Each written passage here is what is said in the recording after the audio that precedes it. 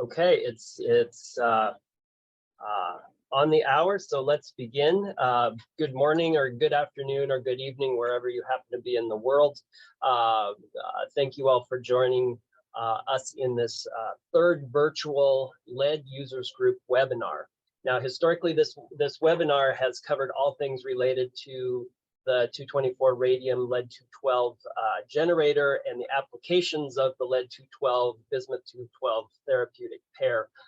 This year, we have expanded the topic to include the diagnostic nuclide lead-203. My name is Matthew O'Hara. I'm a radiochemist at Pacific Northwest National Laboratory, and I will be moderating this session. I would like to thank the DOE Isotope program and the National Isotope Development Center for making this webinar possible. I would also like to thank Jacob Haskew at NIDC for all of his work behind the scenes to pull together this webinar and the whole users webinar series together. Briefly, I would like to introduce our speakers. There'll be 5 speakers today. The first is Andrew Burgoyne at Oak Ridge National Laboratory. He will be presenting on radium-224 lead-212 generator production at Oak Ridge National Laboratory. Then I'm going to jump in and present on remotely prepared radium lead generator system and the preliminary testing that we've done on those generators. And then we move into application space for our last 3 presenters. The first will be Dr. David Bauer at Memorial Sloan Kettering Cancer Center. His presentation will be pre-targeting with lead-203 and lead-212. The next will be Dr. Isabella Twaroska at Radiomedics. Her talk is preclinical and clinical experience with targeted alpha emitter therapy. And finally is Dr. DJ Lau at Viewpoint Molecular Targeting. She is presenting 203-212 lead VMT alpha net theranostic pair, achieved complete response in SSTR2+ preclinical tumor model, a path from bench to bed.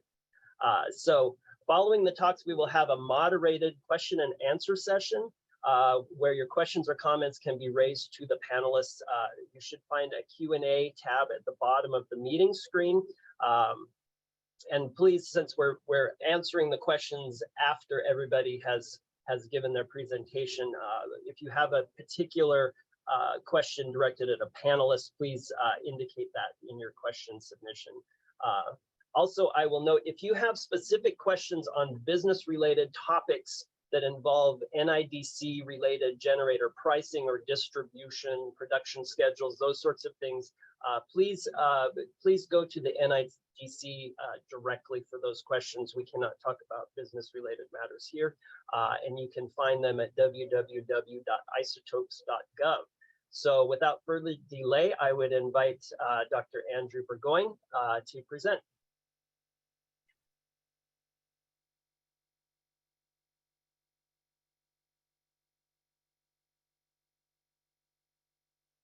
Oh, just making sure I'm unmuted. Can you see my slide? Yes, we can. Yes, we Great. can. Thank you very much. Well, I'm happy to present today at this Lead Users Group meeting and webinar. The activities that we're doing here at Oak Ridge National Lab in producing radium-224 generators. So here at Oak Ridge National Lab, we have a history that's rooted deep in isotope production, enrichment, and distribution that began early in the 40s, the 1940s. And this is thanks to the construction of the graphite reactor and all of the enrichment technologies that were developed in the early days of the Manhattan Project as part of the Second World War effort.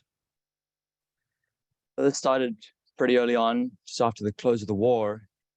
In 1946, the first shipment of a reactor-produced radioisotope for medical applications, carbon-14, was produced in the graphite reactor and then shipped out to the Barnard Free Skin and Cancer Hospital in St. Louis, Missouri. So until 1963, I guess that's the end of the graphite reactor's life, thousands of shipments of around 60 isotopes were used for cancer treatment and as traces for academic, industrial, and agricultural research. In 1947, 2 geneticists, husband and wife, Liani and Bill Russell, they started a mouse genetics project at Oak Ridge National Lab to study radiation's genetic effects on different mammals. And based on their studies and their findings, specific recommendations to avoid diagnostic X-rays and human pregnancies have been adopted worldwide.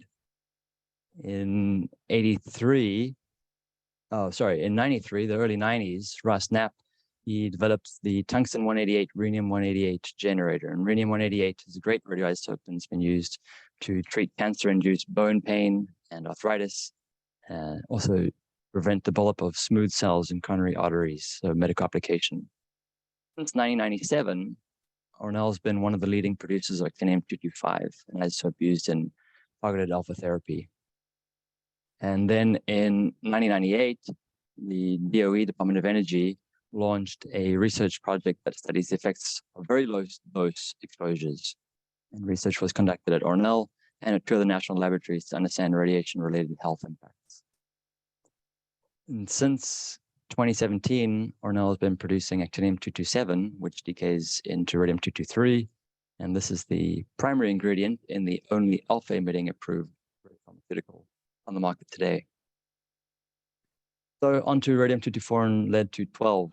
So the production of radium-224 generators at Oak Ridge National Lab began back in 2014. So radium-224 formed part of the uranium-232 decay chain, and radium-224 can be separated from its mother thorium-228 and then retained on a cation exchange resin. And this really forms the basis of our generator. So the generator can be milked periodically for ingrowth of either lead-212 or its daughter bismuth-212, both of which could be used in targeted alpha therapy applications. So if you order a generator through us, or from us, I guess, generators that we're fabricating, so these generators are shipped in a standard lead shield or lead pig, as we call them. They're 1.25 inches thick, the lead. The generator column itself here is shown in the middle. This is made from Teflon, and the fittings above and beneath are polycarbonate. The tubing leads, inlet, and the outlet are made from silicon rubber. And this is an MP50 resin that we're absorbing our radium-224 onto. At the top, at the bottom, we have a Teflon plug that's just as a frit, and then we have some glass wool on top. So in order to reduce radiolysis damage to the resin, the radium is distributed on the top 2/3 of the resin. We do this by first contacting the resin with our radium and then loading the solution, this radium resin mixture, into the column. And then to reduce any radium breakthrough, we have a section of resin at the bottom of the generator, which is free of radium, and this is added underneath prior to loading radium contacted resin. The bottom fitting of the generator, as you can see in this photograph here, has been marked black. And we do that so we can identify which is the bottom side and which is the top side. After loading the radium onto the resin and then loading the generator is then flushed with hydrochloric acid and then with water and then purged dry for shipping.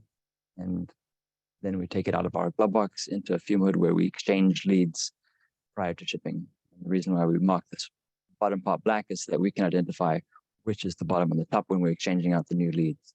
There's in our inlet lead, that's our female lure, and then the bottom, which is the outlet, that is a male lure. So that's just for the user's discretion to identify which lures to use. And as you can see, this is a photo of a lead pig, generator pig, and the outlets are then typically taped for shipment and transportation, so that needs to be removed.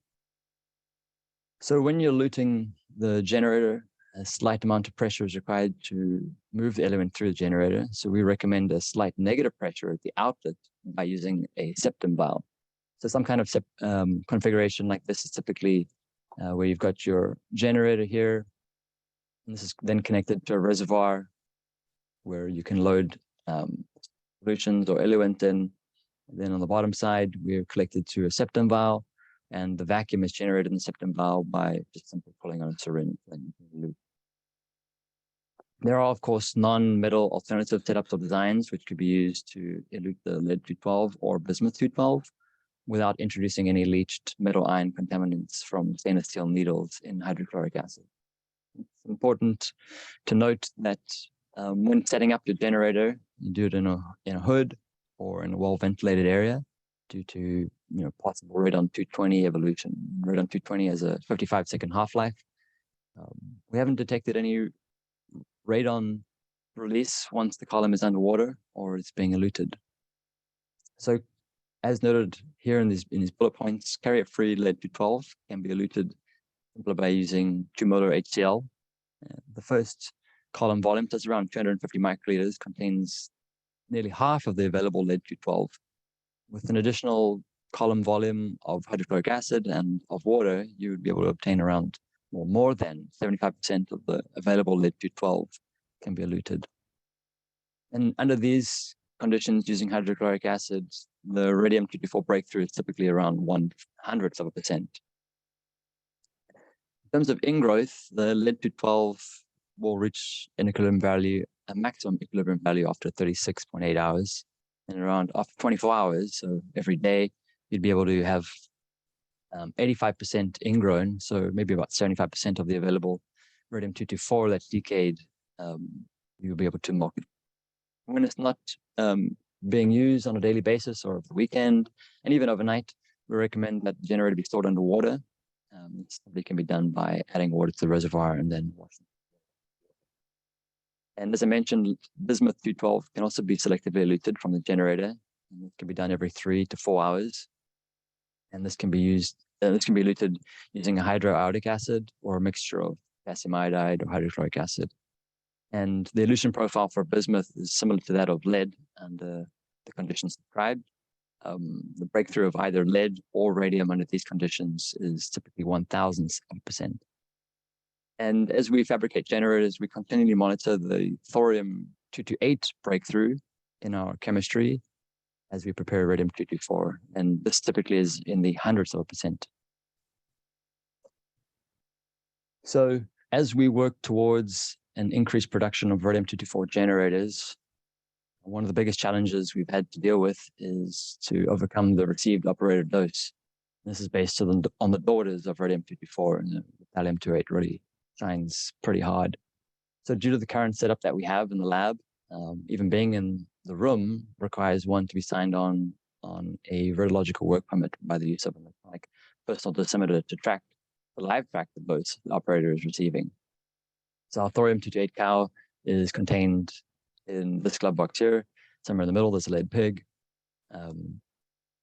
And currently we're using shielding in the form of lead pigs or lead glass to shield the operators who are performing the chemical separation from thorium-228 and then the loading of the generator.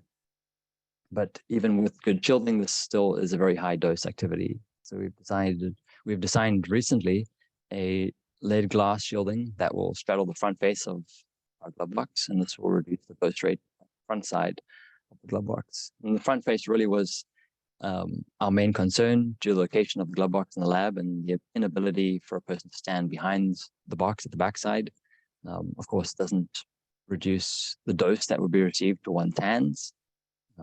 And we're measuring the dose rate received to extremities, such as our hands, by using finger dosimetry rings. This is in accordance with the LARA.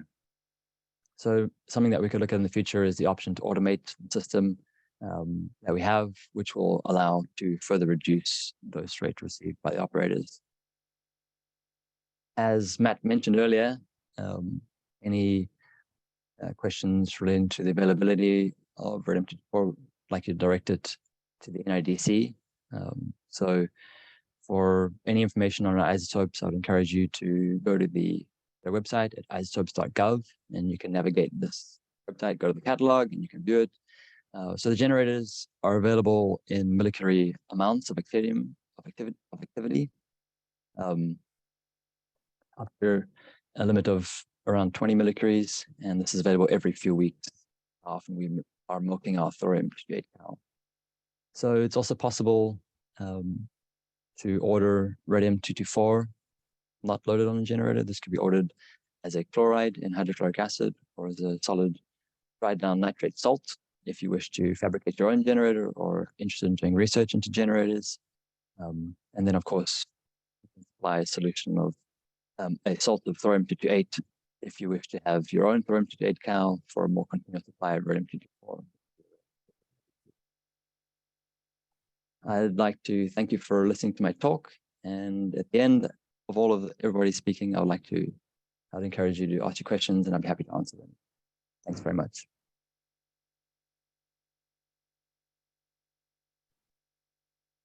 Thank you, Andrew. So I'm going to switch hats now from moderator to presenter, and I will jump in. Okay, if everyone can see that, fine. I will remotely prepared radium. I'm getting a message that Zoom quit unexpectedly. Is that the case? You're still I see you. Oh boy, interesting. Okay, so remotely prepared radium lead generator columns, process overview, and recent generator performance evaluations.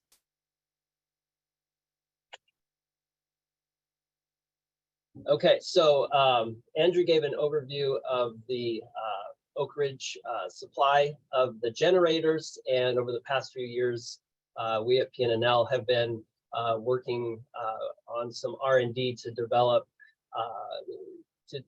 to prepare these radionuclide generators using automated fluidic systems, in hopes that we can get that technology online and begin assisting Oak Ridge in generator production for the community.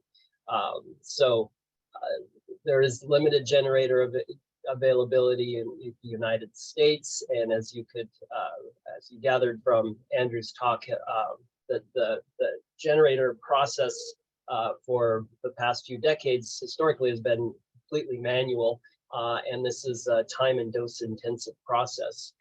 We have generator demand increasing with the queuing up of clinical studies. And so PNNL set out to develop a fully automated fluidic system, which could sort of remove the worker from that hands-on process. In FY21, we set up and demonstrated this fluidic process, testing up to about 3 millicurie level generators. And in FY22, we scaled up to clinically relevant levels, ranging from 11 to 19 millicuries. So automated preparation of the generator and overview. Last year, I listed out these research objectives, and I've indicated with the check mark those that we have successfully managed to accomplish to date. So we developed the process chemistry for performing inline isolation of radium from thorium, and then the remote assembly of radium-loaded generator columns. We developed 3 fluidic modules to accomplish the various tasks here. In the first module, that is the radium purification from the thorium-228 feedstock, and in that chemistry, the thorium is bound up on a column. The lead, bismuth, and thallium is washed through, and the radium is bound up on a separate column, radium isolate. At the end of this process, the thorium can be recycled back to the thorium stock vessel for recovery and reuse of that thorium feedstock. In roughly about a 1-month period, the thorium will regenerate the radium-224 again. Module 2 is simply a chemical preparation step to get the radium in an optimal form to get it absorbed onto the cation exchange resin that makes up the resin, or the generator column itself. And that radium at this stage is free of progeny, so it's quite low dose, and no dose issues at that point forward. Module 3 is the radium and resin binding and column packing step. So as Andrew mentioned, as a means of reducing the radiolytic dose to the column, the radium has to be homogeneously distributed across the cation exchange resin beds. And so in this module, the first step is that the radium is injected into a pre-metered volume of cation exchange resin, and is mixed together so you can get that homogeneous adsorption onto across all the feeds. And then that radium-loaded resin slurry is picked up, sent downstream to the column itself. Hey, Matt. Yeah. We're having difficulty. I think your slides are stuck on the opening graphic. If you want to unshare your screen and then reshare it one more time. Okay. Are we seeing research objective screen? Yes. Yeah. Okay. What would you like me to do, Jacob? If you need to reset some stuff and start from the beginning, we can, or you can pick it up from there. It's up to you. Okay, let me start here as I was saying. Yeah, I really apologize for this. We have developed process chemistry initially to do this process of isolating radium from thorium and then remotely assembling these generators. And in order to accomplish this, this chemistry and these inline actions, we developed 3 fluidic modules. The module 1 was to perform the chemistry to isolate the radium from the thorium feedstock solution. And so in this process, we have an inline removal of the dose contributors, the lead, bismuth, and thallium. The radium is isolated from all of these entities. The thorium is bound up on a column, and it is ultimately recycled back to the thorium feedstock solution, where the radium is ingrown again in about a month time period. And from this process, we get over 99% of the thorium feedstock recovery, and the radium is then moved on to the second module, which is simply a chemical matrix modification step, where that radium is put into a solution where it can be optimally adsorbed onto the cation exchange resin that make up the generator column itself. Module 3 then is where the radium and resin binding and column packing happen. And so as Andrew described, in order to reduce dose, the radium has to be homogeneously distributed across the bed. So this accomplishes this by doing this in a batch slurry mixing mode, and then that slurry is picked up and moved downstream to the generator column that's packed. So we took all those fluidic modules and then interconnected the fluidic inlet and outlets to each of those, so we could do the process in one series of sequences. And then so we're up to the current point where we're doing we've done process optimization and generator testing. This entire end-to-end process takes about 1 hour from accessing the thorium feedstock solution to the final generator column packed and ready for loadout on the back end. In this system, the human intervention is limited to only 2 points in the process. The first is the feedstock of thorium insertion into the front end, and we've adapted this to be accomplished inside of the hot cell, where the hot cell and the unit are interlinked through piping. And then human intervention at the back end, where we have to disconnect the generator column inlet and outlets from the system itself. In the near future, we're working to transition from this R&D portion of our work to routine production. But of course, we have to, this was, for R&D purposes, we use this disposable glove bag to do the testing to date.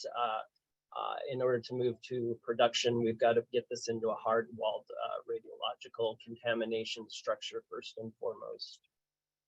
I really went to a very high level of the chemical process for the generator, but I'll sort of step in a little bit to show you a little bit detail of the very final step, which is the resin, the radium-loaded resin packing step. And so this is a brief video which shows that this is actual generator being packaged with the radium adsorbed onto the cation exchange resin being sent as a slurry into the generator column itself. And this is the final step here, where the resin is fully packaged into that. And then there's a inline 1 molar HCl wash of the solution, which basically gets rid of any of the ingrown lead bismuth that's grown in for the few minutes of the radium decay at that point. And then it's blown out, and then it's disconnected with lure fittings, that manual step that I mentioned, where it is then ready to be loaded out of the containment structure. This is sort of an anatomy of the generator column where we've done some modifications. The basic generator column itself is very similar, almost identical to what Oak Ridge is producing. However, we have built that into an acrylic shell that's welded together on the top and bottom with end caps. This acrylic shell reduces the Bremsstrahlung radiation that's primarily produced from the thallium-208 high energy beta emissions. And it's also, we've also shown it to be, excuse me, able to contain virtually all of the radon inside the unit. Losing my voice.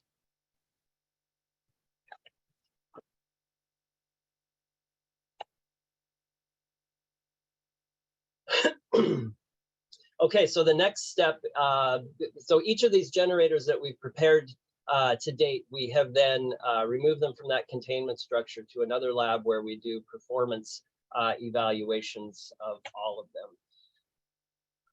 So with this performance testing, we move them into the lab and we conduct daily milking tests across typically 10 to 12 days. We evaluate lead and bismuth coelution using 2 molar HCl, and we do this with and without a disposable catch column that I'll describe in the next couple slides.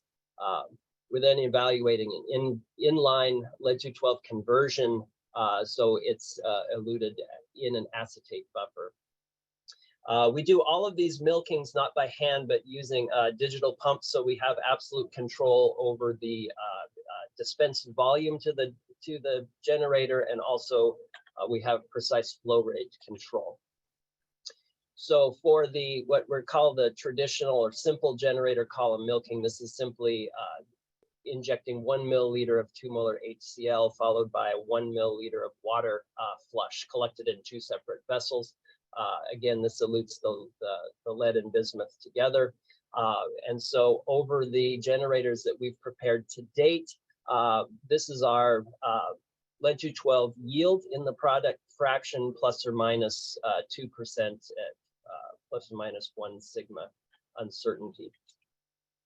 And then I mentioned in the prior slide this catch column. So the catch column is disposable 100 microliter MP50 resin bed. So this is the same resin that's used in the generator column itself. And the purpose of this is we evaluated the use of this disposable column to look at the ability to sequester any radium that might break through the column. And so this catch column with the lure fitting is simply placed between the generator outlets and the lead-212 product collection vessel. And so here we get a little bit lower mean yield with a little bit larger uncertainty. A lot of this just attributed to the uncertainty in us hand packing these tiny columns. And then what we're calling the tandem column method, which this is a method adapted from the Michael Schultz lab, citation at the bottom here. In this process, the generator column itself is packed, or is milked as normal with 2 molar HCl. However, that lead eluted in the hydrochloric acid is routed through an extraction chromatography resin, where it is then rinsed with acid and then rinsed with water. That cartridge is rinsed with water to remove the acid from the system. And then the lead is eluted with sodium acetate buffered to pH 6. And so this elutes lead-212 without bismuth itself. And here we have the mean lead-212 milked yield at about 93% plus or minus 2%. The next thing we evaluate is we look for any radium breakthrough coming out of these generator columns as we're milking them on this daily basis. So in order to establish radium breakthrough levels, we simply we milk it, and then we begin measuring by dose calibrator the activity of that milk product fraction over a number of days. And we eventually start seeing the rollover of the lead decay rate to the radium decay rate. And then we can extrapolate that back to time 0 to show how much radium was co-eluting with the lead for each particular milking interval. So with the traditional generator milking, this is the data we get. This is just, I'm just showing this as an example of one of the generators that we've evaluated. Using the catch column, you can see we get a diminishment of the amount of radium coming off of this column. And using the tandem column method, we get another diminishment there. So basically taking the ratio of those two values gets us a radium breakthrough fraction in the lead-212 milked product. And we've been tracking that over a number of generators. And so we're seeing about 0.3% on average radium loss during milking using the traditional method, but with the insertion of this 100 microliter catch column, that drops over an order of magnitude and is similar to the amount that we measure in the tandem column method. Finally, we're conducting lead-212 titrations with the chelator TCMC to assess the lead binding affinities in a sodium acetate matrix. So we're basically taking a milk product fraction and doing a series of of incubations of a portion of the product fraction with known mole quantity of TCMC, all in a pH 6 acetate buffer, and then stepping that TCMC value up to get a sigmoidal fitted curve here. I'm not ready to present the actual values that we're seeing to date. However, I can note that we see about a 10-fold lead to TCMC binding improvement when employing the tandem column method. Definitely a cleaner approach than the other methods that we've observed to date. So next step, as I mentioned, PNNL is working towards becoming an NIDC supplier for generators that would probably be at the 15 millicurie level. Once we get established, we plan to begin with monthly production schedule, but we certainly have the capacity to increase production frequency to meet demand. At the same time, this fiscal year, our plan is to look at our ability to produce higher activity generators and assess whether these higher activities result in diminishing generator performance, which would probably be caused by radiolytic effects. And to contact the NIDC if you're interested in conducting an independent performance evaluation of these generators. So I think I will skip over this. I think I'm past my time. So I will acknowledge the US DOE Isotope program managed by the Office of Science, and thank all of those many people that are involved in making this research and ultimately making this transition to production possible. So with that, thank you.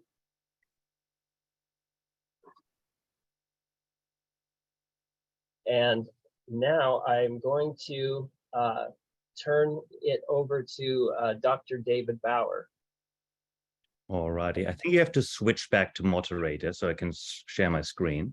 Sorry, there you go. Perfect.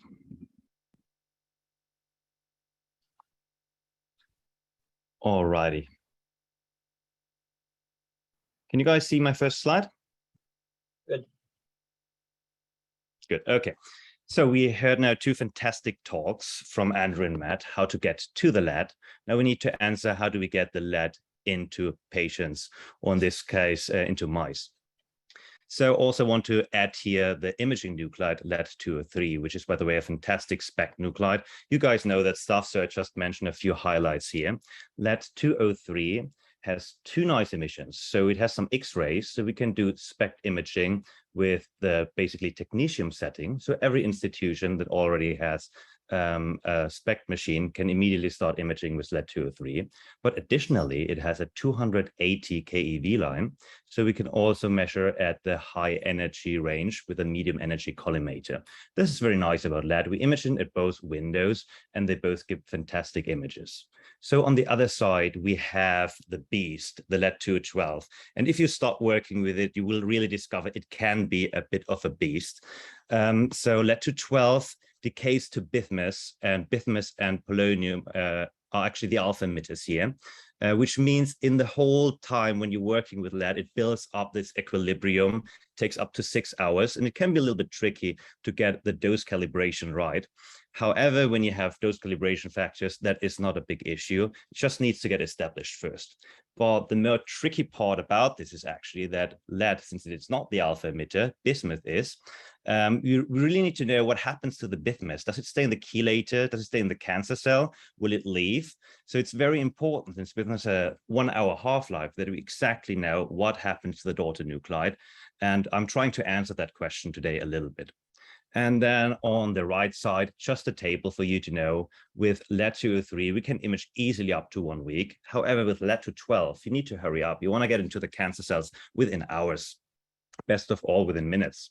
So what you definitely should not do when working with Lead-212 is working with antibodies, since they have a long circulation half-life.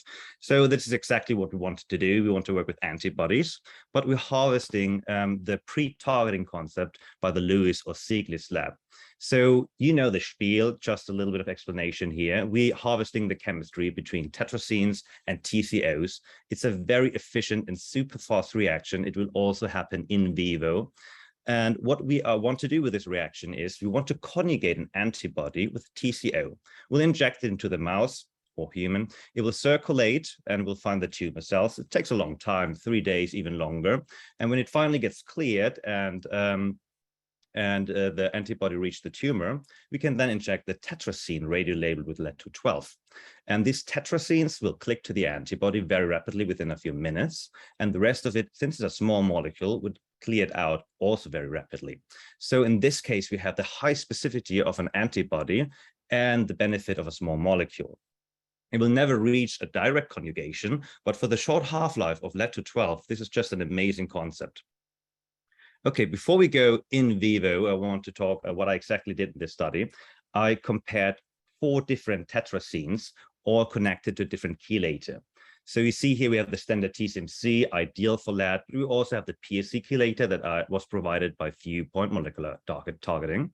And we have the DOE3A and the DOTA chelator. Why do you do 4 chelators? So this is already an optimized tetracene. We like it. There's a little PEC linker in there. The blood half-life is perfect. The clearance is great.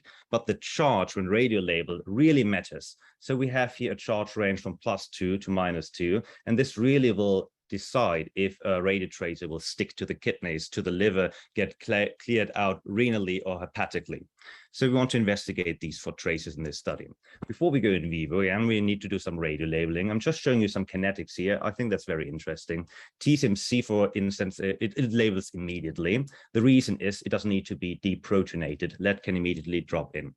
And then depending basically on the pKa of the chelator, because the chelator needs to be deprotonated, it depends how long it takes for radio labeling. So DOE3A, I would say, is the slowest one.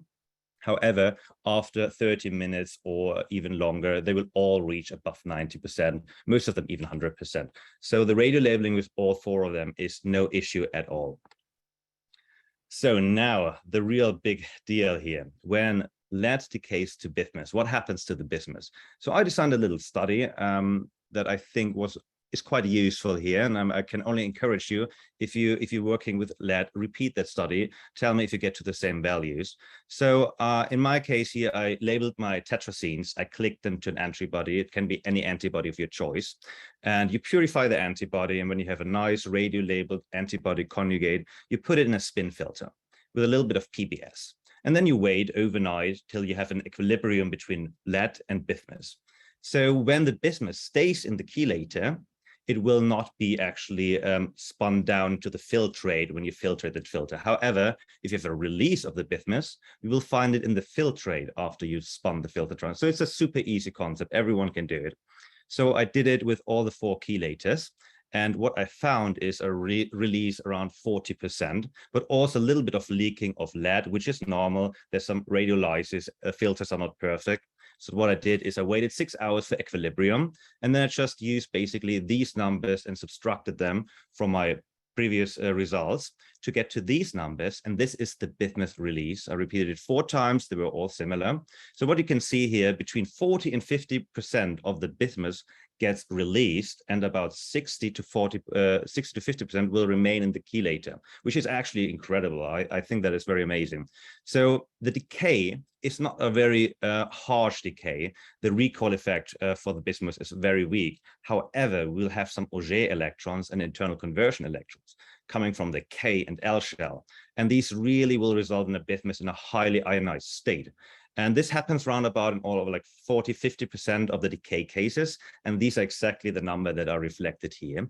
So what I want to say is it is more a physical concept that we'll have a release around 40 to 50%, not really an attribute of the chelator. Okay, now we have cleared that. And I just want to stress out here, just that we have a bismuth release around 40% doesn't mean that we're losing the bismuth.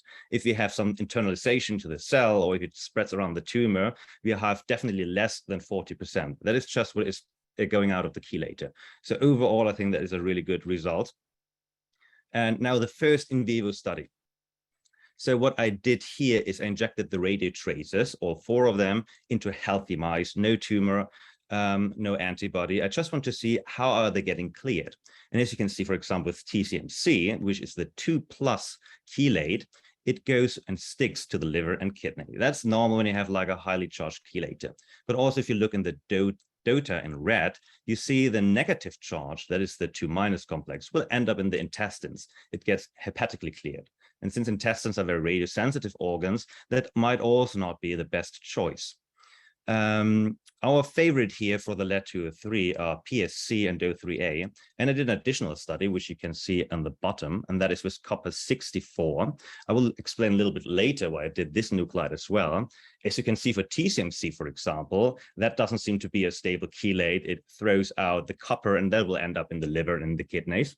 However, the other chelators perform quite well. And here, best of all was again DO3A, followed by PSC. So it seems that we have our favorite candidates. We have found which candidates clear best. And now we can move on to the real study. So we wanted to investigate a human xenograft. We used adenocarcinoma, and we used the BXPC3 cell line. This one expressing the carboanhydrase 19.9 antigen. Problem with this antigen is it gets a little bit shed. So when we use the antibody, it can bind to that in the bloodstream. So I did a little trick. After we grew the tumors, I injected cold 5B1 antibody first. It will bind to the antibody in the bloodstream and also fill up the sinks like liver and spleen. And then a few hours later, I will inject the real 5B1 TCO conjugate. I will wait 3 days for it to circulate, find the tumor cells, and get it cleared. And then finally, I will inject the radio-labeled tetracene. So these are the first biodistribution studies, and this is the first result that I got. You can see beautiful tumor uptake and still a little bit of kidney. So I thought about actually reducing the kidney uptake a little bit, and that's why I added para-aminohippuric acid. This will block the kidney a little bit, keep it busy, and help that the tetracene gets cleared even faster through the kidneys. And one of these mice here in the cohort I imaged, and this mouse, as you can see here, gets a fantastic tumor uptake in a few minutes to hours. And in 2 hours, you can see it ends up in the bladder as it should. And in 6 and 24 hours, you see perfect clearance of the radio tracer and very nice tumor uptake. Definitely no Lead-203 that would go directly into the liver, kidneys, and gallbladder. So we know it is radio labeled and it is stable. And since Lead-212, which we really care about, is basically gone after 2 days, this seems to be very sufficient. Okay, so then I asked our amazing Dr. Lucas Kortner to do a dosimetry study for me and tell me a few values what I could inject into mice. And he calculated a low, medium, and high dose for me. Since we're always underdosing our patients, I thought I'd go for a medium, high, and way too high dosing. And investigating the chelators here, DOE3A, the favorite one, PSC, the second best, and an IgG antibody. So this will not bind to the tumor, but it's still TCO conjugated. So it'll most likely click in the bloodstream as a control. And then the fourth cohort was a saline cohort, which we just did as the reference. So the nice thing is when you now inject Lead-212 in these pre-targeted mice, you can actually do Cherenkov imaging because Lead-212 is a very active nuclide. And we did that just to test, just to show that we actually have uptake in the tumor. So this was 1 day after we started the therapy study. And you can here appreciate that on the left side, we injected a 60 microcurie. On the very right side, the 100 microcurie. So you definitely see a higher uptake. And in the middle is the PSC. You see nice tumor uptake, but with the PSC, you can already tell there's also a little bit of kidney uptake, which is the right spot next to it. We expected that. And just to make it complete, here's the IgG control, where you can see it already ended up a little bit in the liver, in the kidneys, and also a bit in the tumor due to the EPR effect. So now it's way too early to show you actually any therapy results because I just started this study 4 weeks ago, but I'm not a very patient person, so I have to show you something here. And here are the first results of the first 4 weeks, what you can see here. So you see the low dose cohort with a 30 microcurie did not really respond a lot. A slight effect is there, but 60 and 100 microcurie really seemed to respond, and the tumor started shrinking or stagnating. With the PSC, we have a little bit of growth again, and definitely with the IgG and with the saline cohort, you can see the normal tumor growth. So far it looks very, very promising. But that's not the end of it, because so far, how can we use Lead-203 in that context?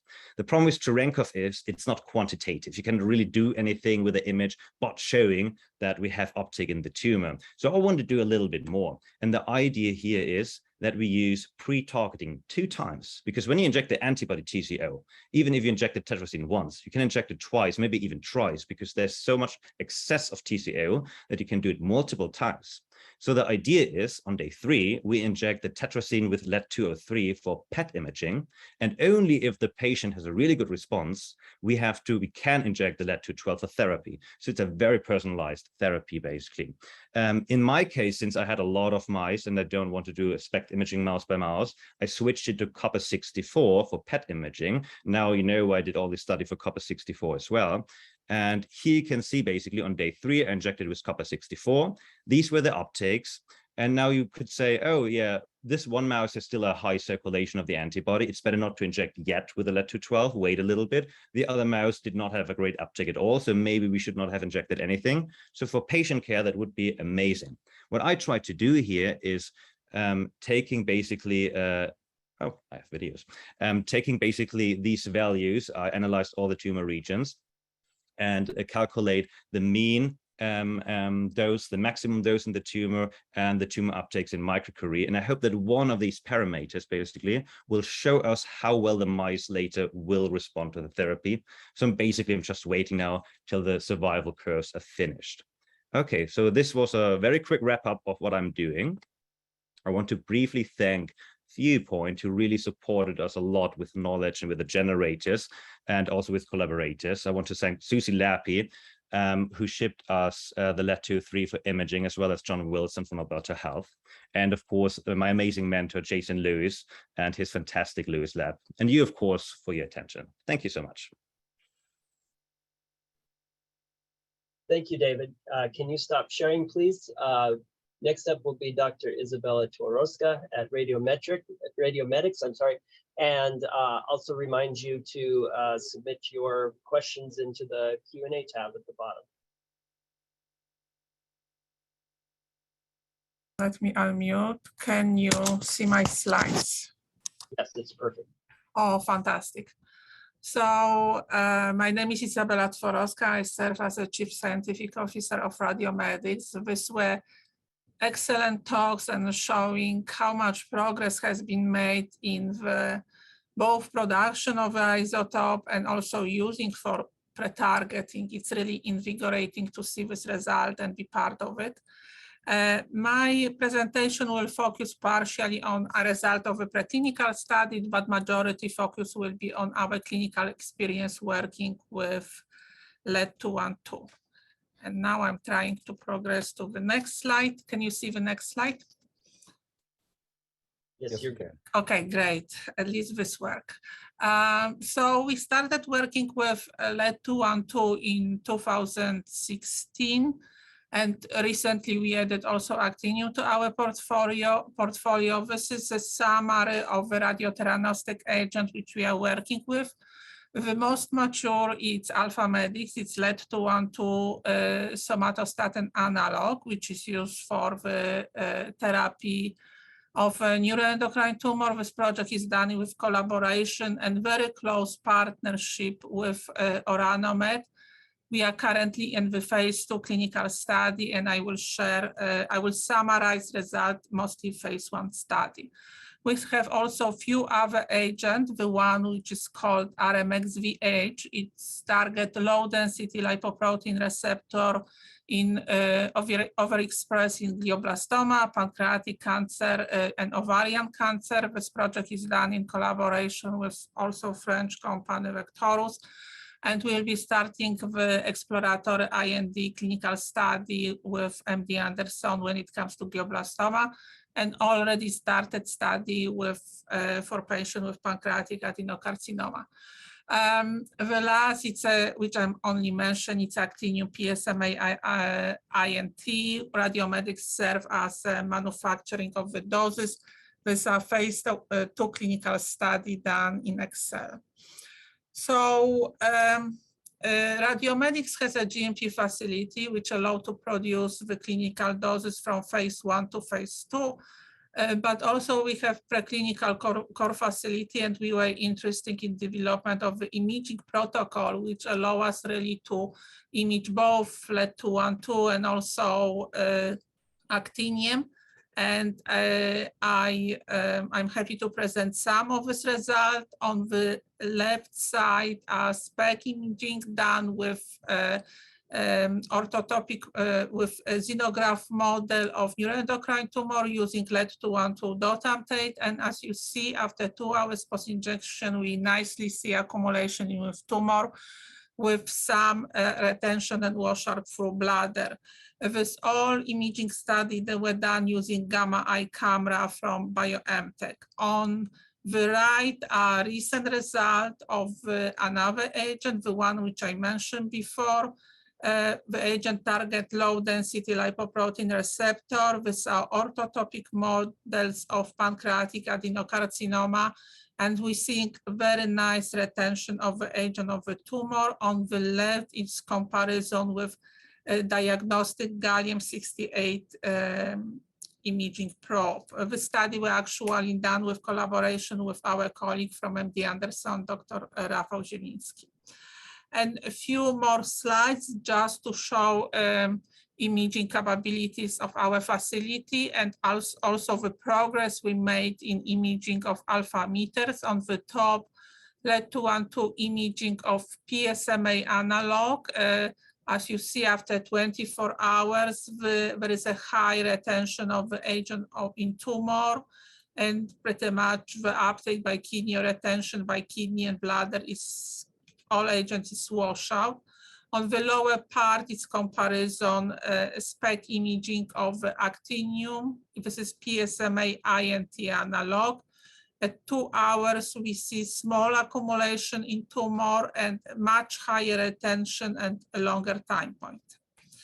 And going back to our clinical study, we initiated our the first preclinical study with Lead-203 and Lead-203 DOTAM-TATE were done in 2016.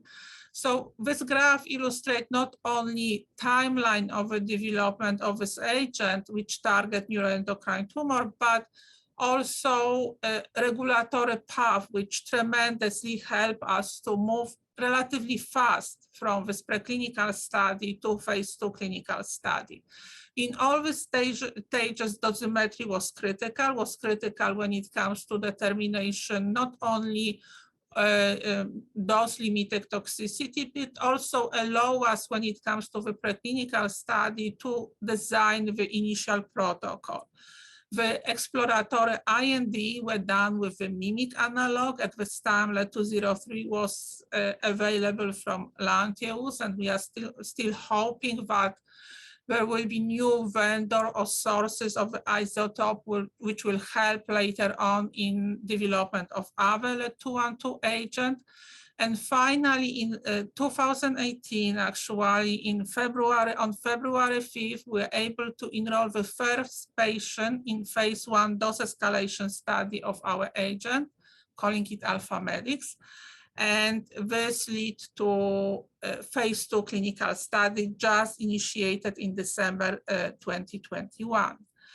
So a brief summary of the phase 1 study, which were non-randomized open label dose escalation study of Lead-212 dotamtate in adult subject expressing somatostatin receptor,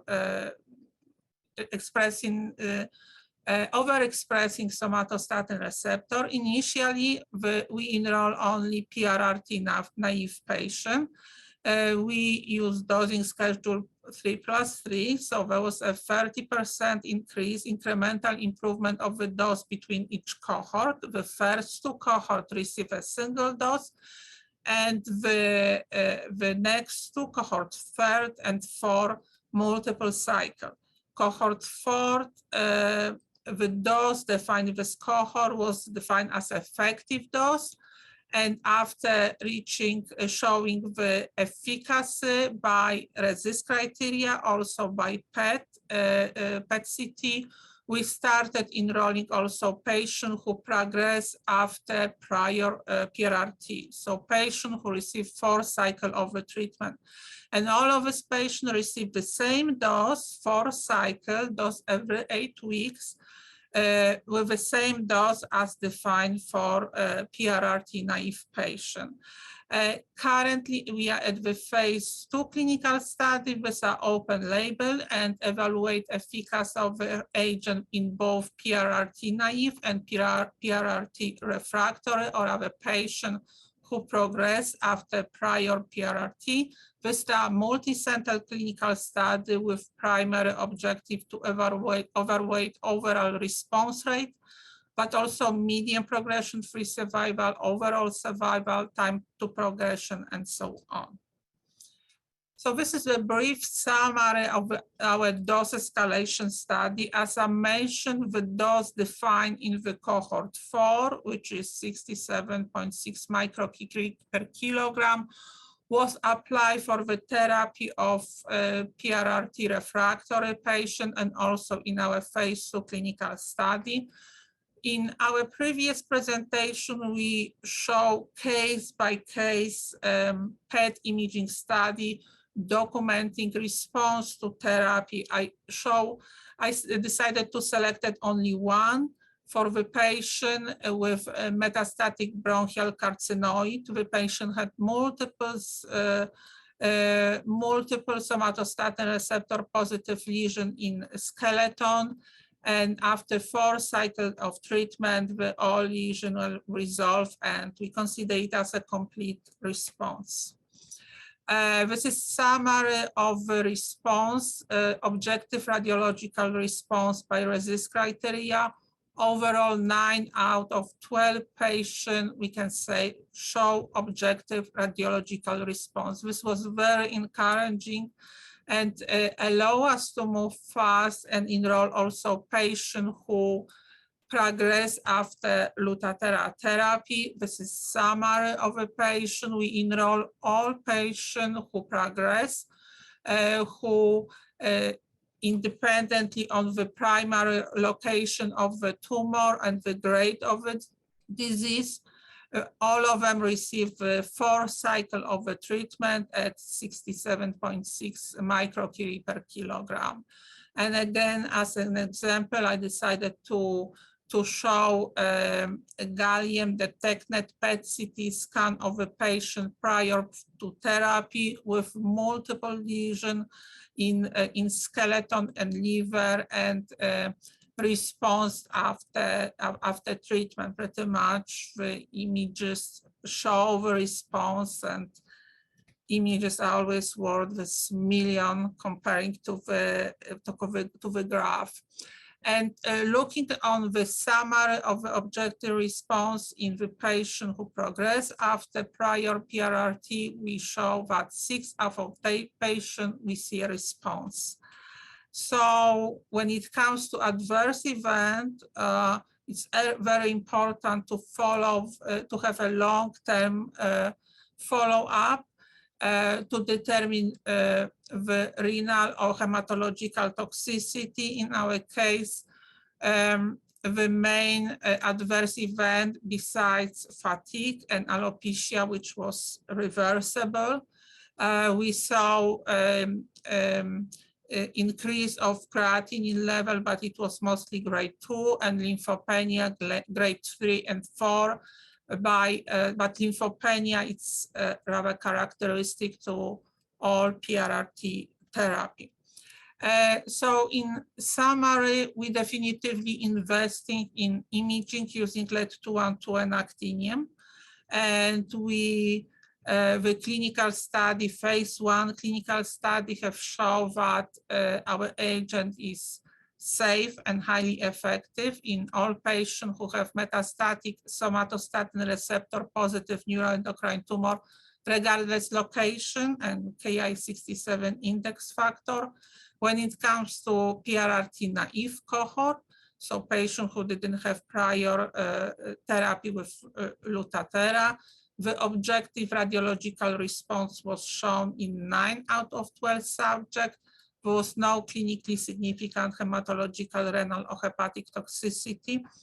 There was no progression in 11 out of 12 subjects. Interestingly, one of the subjects who showed complete response, there were a new lesion detected in MRI, and unfortunately, these lesions were only FDG positive, not somatostatin positive. They were somatostatin negative, and patient was scheduled for another treatment. When it comes to the PRRT progress group, objective response, radiological response was shown in 6 out of 10 subjects, and 70 subjects demonstrated response by PET-CT. There was no significant grade 3 or 4 hematological, renal, and hepatic toxicity. And I want to one more time to highlight that we started phase 2 clinical study in December of 21. There are 2 clinical centers which pushing the study, 2 more waiting in line to start enrollment of the patient. And of course, I would like to acknowledge my colleagues who are working in the preclinical department and optimize the imaging with Lead-203 and actinium. Leo, Shuvei, Alex, and Jared, and also Rafał Zieliński from MD Anderson.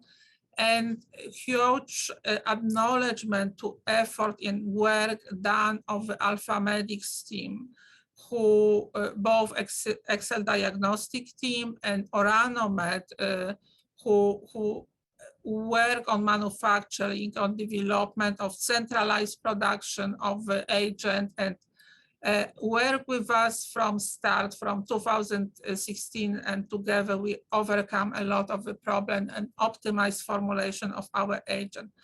And finally, this progress wouldn't be made without dosimetry group, RAPID team, George Sigarus and his colleague, who help us define the cap dose, help us design a dose escalation study, and we all are learning on dosimetry of alpha meters. Thank you, and I'm looking to your question. Thank you so much, Isabella. Great to see that progress update. If you could please stop sharing, and DJ Leo will be our next and our last presenter. Hello, good afternoon or morning. So it is my great pleasure and honor to present this study on behalf of Dr. Michael Schultz, and also to present you this good story from bench to bed about Lead-203 and Lead-212 theranostic bed.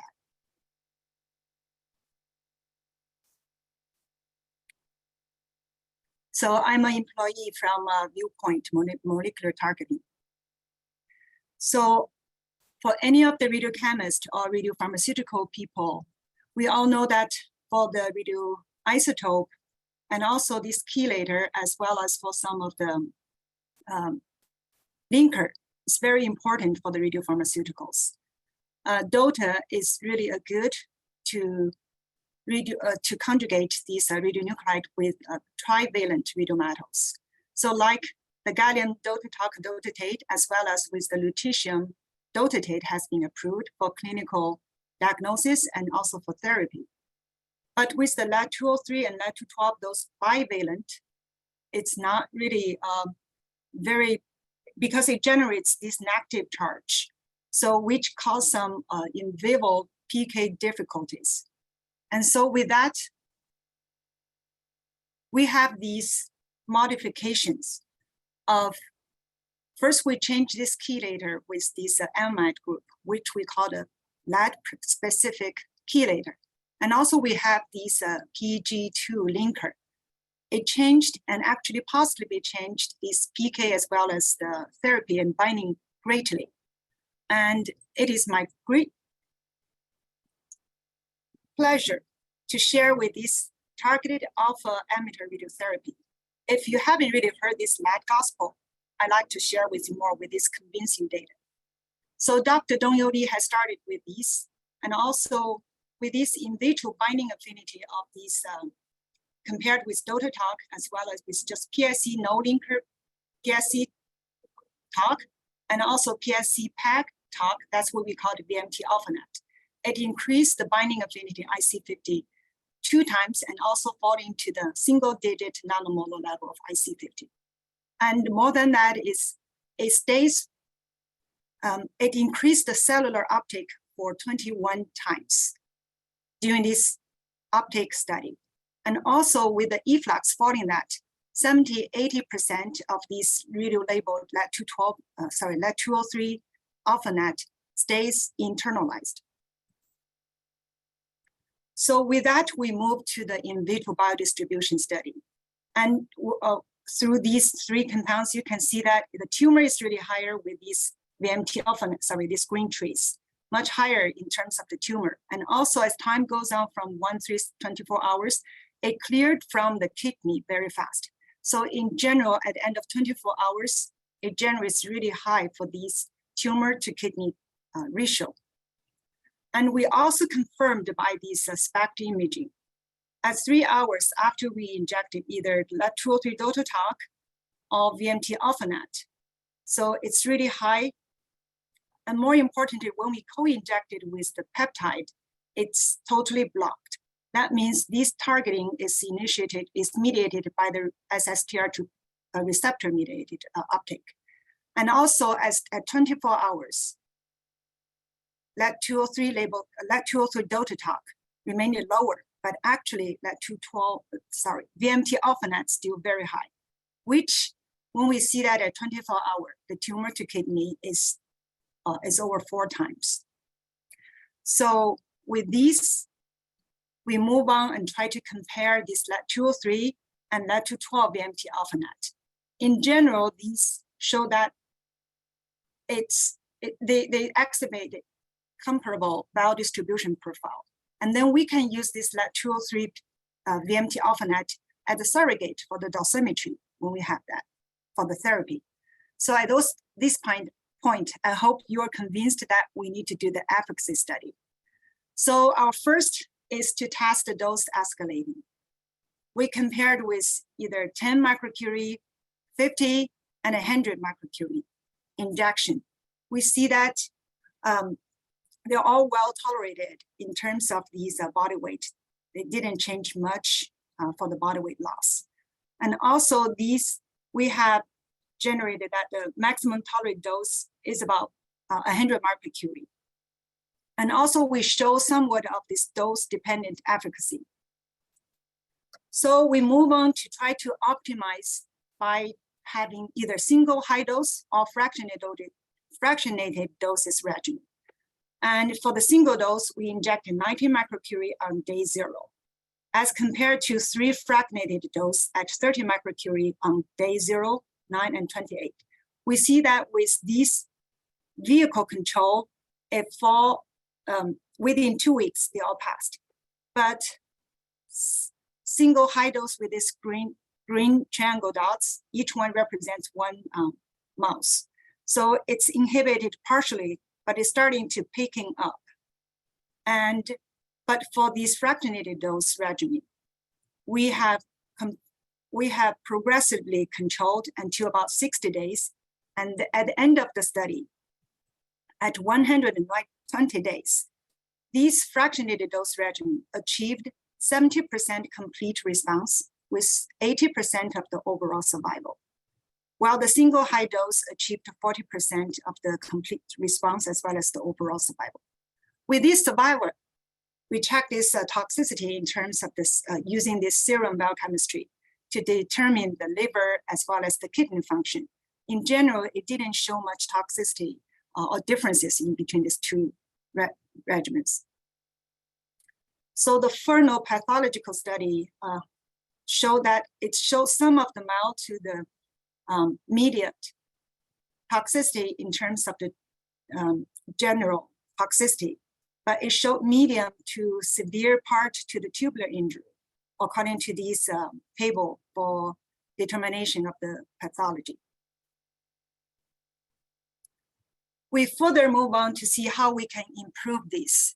From the previous slide, when I show you this tumor progression, we see that it seems about day 30 and day 45-ish or 60 days, it started picking up these tumors, some of the untreated or started going up again. So we optimized and even compared with the lutetium-177 dotatate. And at this time, we administered at day 0, 10, 20, and 40. So, and we even, when we started these, some of the tumors were really big, about 500 around. And so we see that either single high dose or 4 fractionated doses, both achieved 100% during this 100 days of this survival study. And when we compared with the lutetium dotatate, we calculated these based on 23 gray of the absorbed kidney dose, but we didn't really finish the false dose because it couldn't effectively inhibit the tumor progression. As we analyze this data, these are the body weight monitor as well as this overall survival. We see that it's pretty well tolerated, and also as compared to the vehicle control is 10.5 days for the medium survival, as compared to lutetium dotatate is 28.5 days. And I will touch a little bit base about this toxicity using this male CD1 elite mice.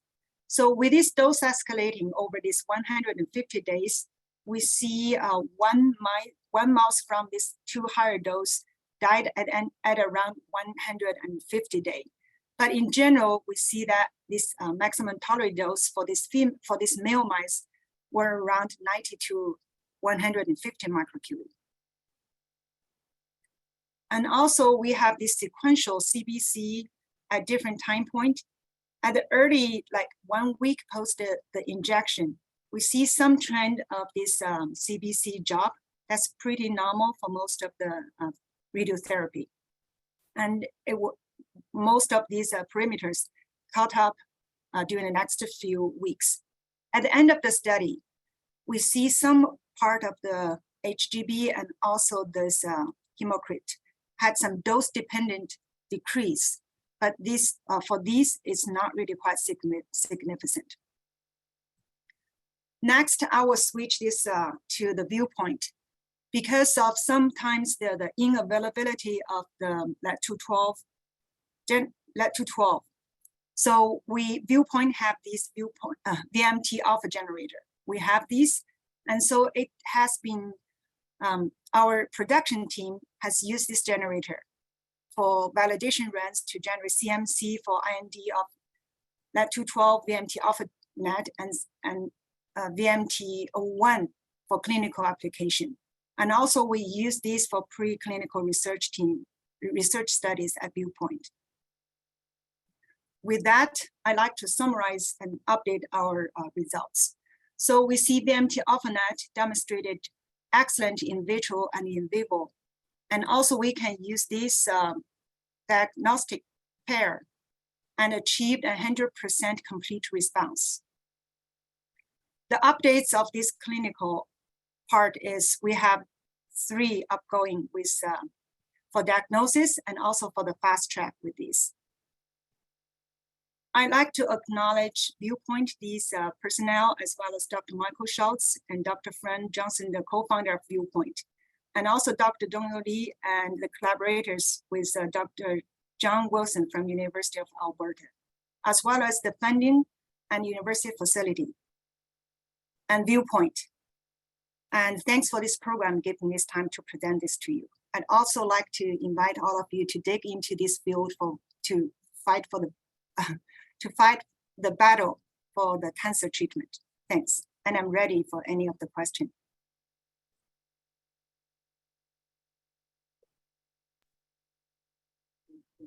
Thank you so much, DJ. We will move on to the moderated question and answer segment. So if we can have our presenters put their video screens on, we will start to answer the questions as in order as we receive them. The first is from Chirag. Hello, Andrew. Thanks for a nice presentation. What is the effective specific activity of Lead-212 eluted from generator? And what number of elution cycles can be achieved without any breakthrough of radium? Hey, thanks for that question, Chirag.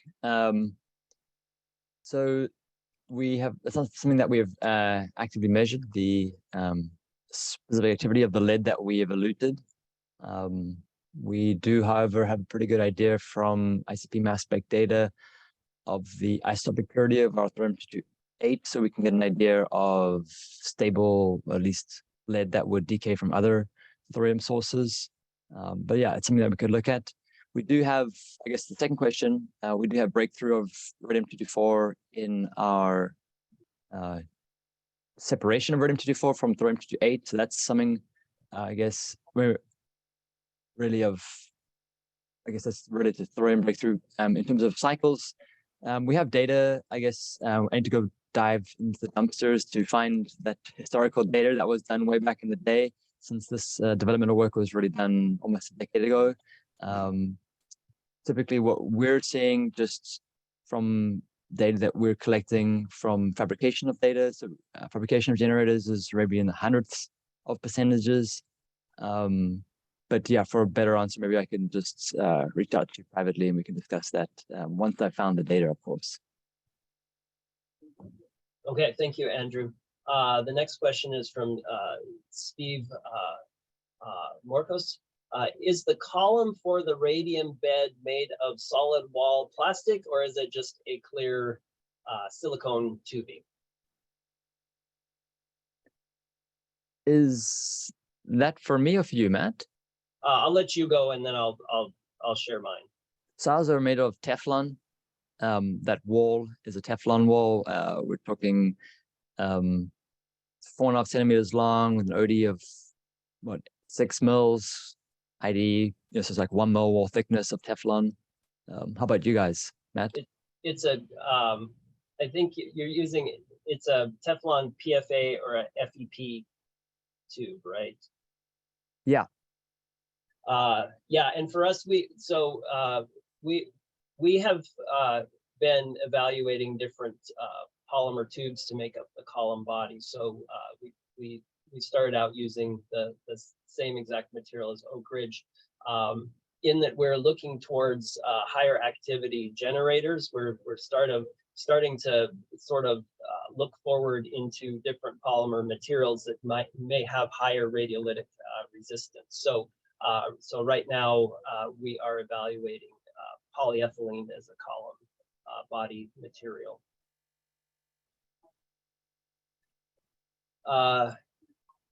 Okay, I'm not sure who this question is referring to, but we've got Gamal asking the question, is there antibody internalization? I can assume that would address my talk. Good question. Yeah, the 5B1 and the CA99 antigen gets slowly shed and internalized, but very slowly, so it barely affects our concept. But yes, there are, of course, other antibodies that can be used here, but it should not be internalized. That is the key part of pre-targeting. Okay, David, this one is for you as well. Using your spin filter concept, how do you differentiate between potential degradation of the conjugation to just the free metal, both of which would come through the filter? Do you confirm the release products via HPLC? Very tough crowd, but good question. So HPLC can be done, but it's a bit tricky since you have several nuclides. They will all separate a little bit on the HPLC and the compounds might degrade. What I did here is I developed an easy ITLC method where I can just move up the tetracene compounds using acetonitrile and a buffer system. So I can exactly distinguish if we have some free bismuth there or actually radiolabeled bismuth. And so far, we did not see any radiolabeled bismuth or fragments in there. Okay, David, again, question to David and the Memorial Sloan Kettering team. Isn't pre-targeting complex not only terms of execution, but also on regulatory aspects? Oh, very critical question, but glad you asked, and feel free to reach out to Brian Sieglitz and to Jason Lewis. But to answer that very shortly, yes, it is incredibly complicated, but if everyone could do it like that would be too easy. We like the challenge, but we're already there. If you have an antibody that is in the clinic, it's easy to get the TCO conjugated antibody in there as well approved. The tetracenes, we're already doing tox studies with them. They're getting approved very soon as well. And very shortly, I hope, hopefully at least, we will start a first clinical trial, not with this one, but with copper-labeled diamsor tetracenes for first imaging trial with the pre-targeting concept. So it will be in the clinic, and from there on, it will be easier to add other methods, therapies to that. Okay. The next question is from Dee Van Meer, and there's a number here. I'm going to try to correct the question, I guess, as I go. But these questions are for Isabella. And so last year, Dr. Delpasson expected a lower toxicity with lead than with actinium. Is this still a presumption, or is there in the meantime a scientific basis from this lower toxicity?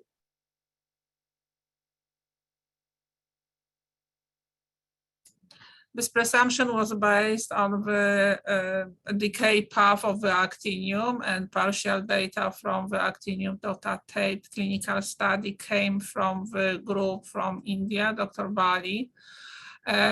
We, as I mentioned, we do not see toxicity. Our population, renal toxicity, our population of the patient is smaller than the one of the group using the actinium. So far, we do not observe nephrotoxicity. Okay. Andrew Wooten asks, Dr. Bauer, excellent presentation. How did you design your experiments to discern if bismuth or other daughters of lead did not leave the chelator and become re-chelated before you measured the binding? Yeah, the interesting question here. Yeah, that's an excellent question. So first of all, bismuth does not get easily chelated with DOTA-like chelators. You need a little bit of heat. So rechelation does happen partially, but not very well. and especially in that very diluted chelate form, we're not in the 10 to the minus 4 or 5 molar range anymore after we purified the antibody. And we are just below that level that we have a lot of rechelation. I cannot completely say there's no rechelation, but at least it did some test runs. It is not really playing a big role in that. Okay, Anonymous asks, and I think this is for David as well, Saeed Mirzada demonstrated 30 to 40% recall loss of daughter isotopes from in vivo generators in the early 90s. It would be good to cite his work when talking about loss of bismuth 12 daughter. Yeah, that's true. I just saw that paper actually a few days ago, and it is an excellent paper. I will include that in my presentation next time. Thank you. Okay. Anonymous asks for Isabella and the radiomedics team. Have you tried tandem therapy with lutetium-177 and lead-212 Tate? What kind of side effects and response can you think of with the above combo? And can you comment on your competitor's program? No, we haven't done any study where combination of the lutetium or lead-212 is done. We are evaluating separately PRRT negative and PRRT positive patient to have a better control of the side effect and long-term toxicity, if any. When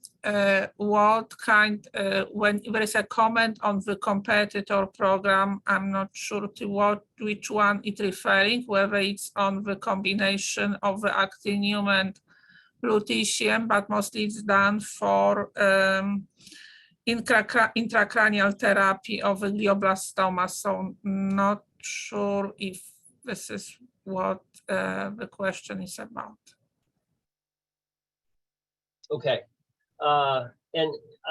Jacob, there was a question on here, and it seems to have disappeared from me, but it was from Sandra Davern at Oak Ridge. And if I remember correctly, she was asking what is the volume of the generator itself. And so on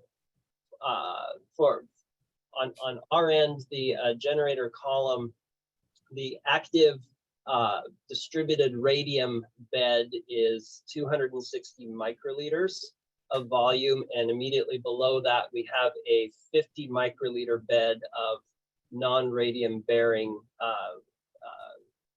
cation exchange resin MP50 to act as an internal catch. Andrew, is that basically the same as yours? Similar. If I remember correctly, ours is around 250 microliters total, and 2/3 of it is the radium loaded, and then 1/3 non-loaded. So it's around maybe 50 to 100 to 80 is non-loaded, and then the remainder 2/3 of 250 microliters is loaded. Okay, so you're using a slightly larger, smaller radium distributed bed and a larger catch bed below that compared to us, and maybe and perhaps that might explain some of the radium trace breakthrough loss that we're seeing versus your study, which you said was what 10 years ago or whatnot. Yeah, Roy just sent me some of the details now. I'm just diving into it, so yeah, I'll get back to you. Okay. Okay, so that takes care of Sandra and the anonymous attendee with the lutetium. That we've covered that one. So Gamal asks, or he states, excellent results. Any sign of minimal residual disease after necropsy?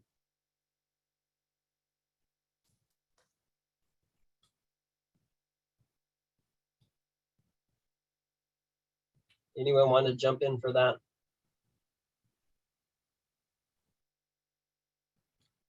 Nope. Okay.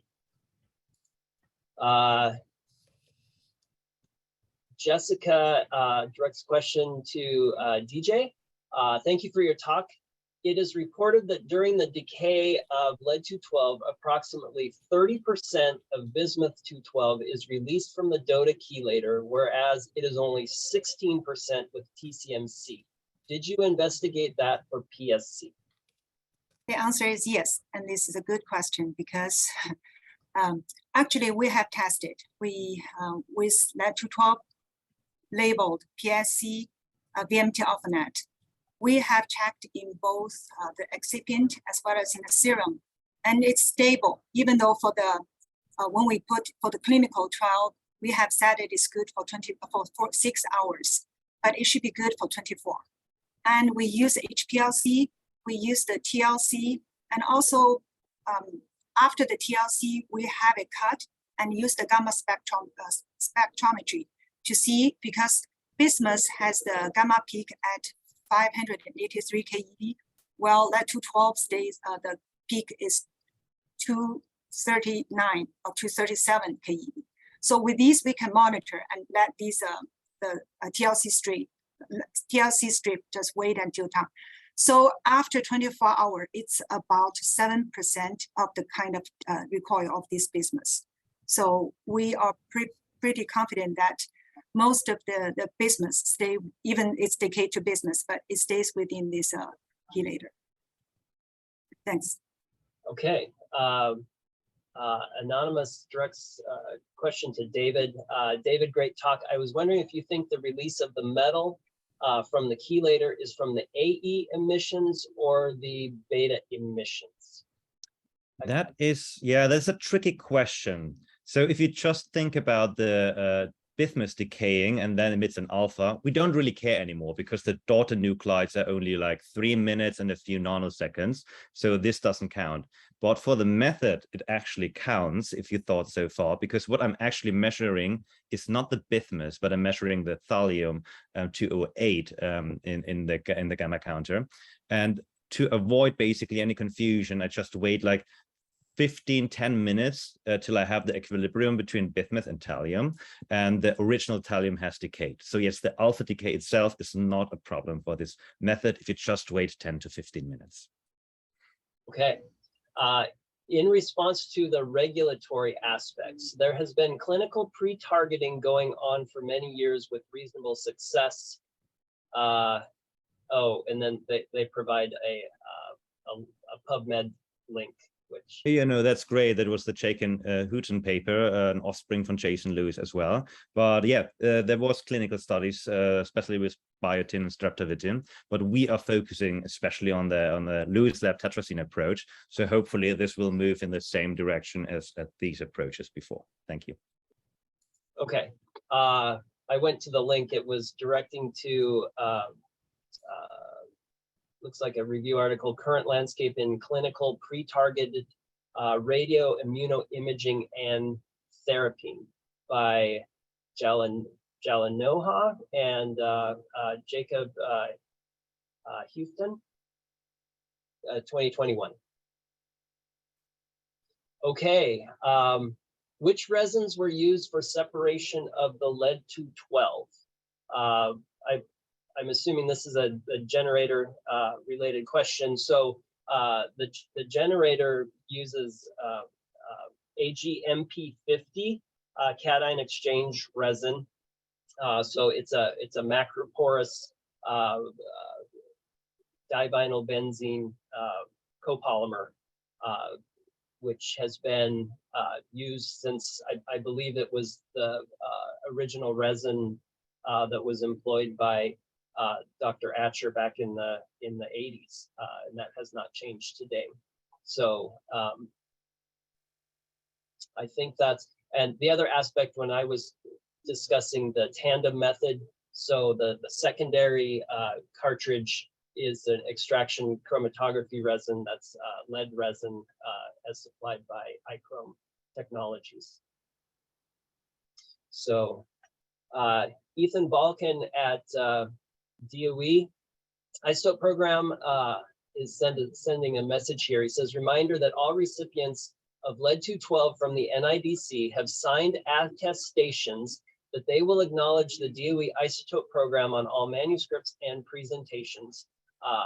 For current acknowledgement language, please contact the NIDC at www.isotopes.gov. So thank you, Ethan. Unless there's any last minute questions, that's the last one on our list. And we may be, 10 minutes early, but it looks like we can probably adjourn now. I'd like to thank all of our distinguished speakers, and I would like to thank all of the members of the audience, whoever you are and wherever you may be in the world. And with that, we will wrap up this session, and Godspeed to all. Take care. Bye-bye.